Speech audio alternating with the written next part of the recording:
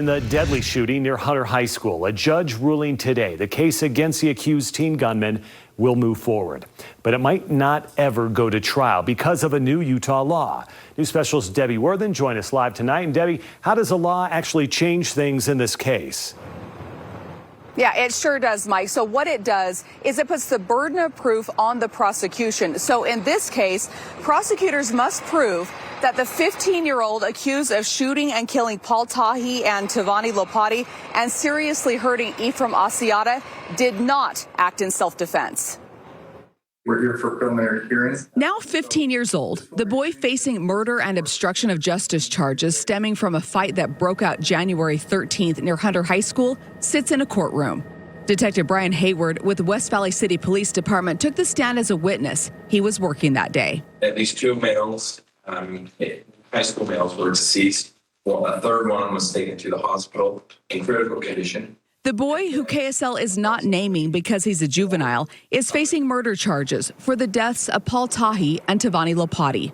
He faces other felony charges in connection to the shooting of Ephraim Asiata, as well as weapon and obstruction of justice charges. Under the state's new self-defense law, the judge will determine in October whether he considers the shootings that day were self-defense in a justification hearing.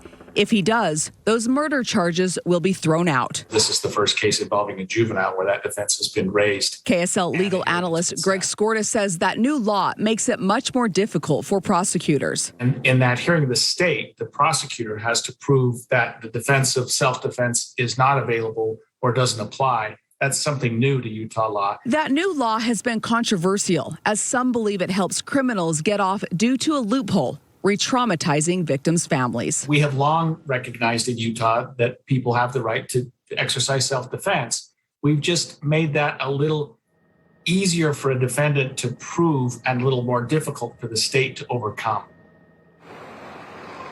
So at that justification hearing, the judge could determine that the boy did not act in self-defense. If that happens, the case will go to trial. If he determines it was self-defense, then those murder charges would be dropped, and that boy still faces other charges that would go to trial, including some gun charges and obstruction of justice. Back to you. Yeah, quite a bit to sort out. We'll see where this goes. Debbie.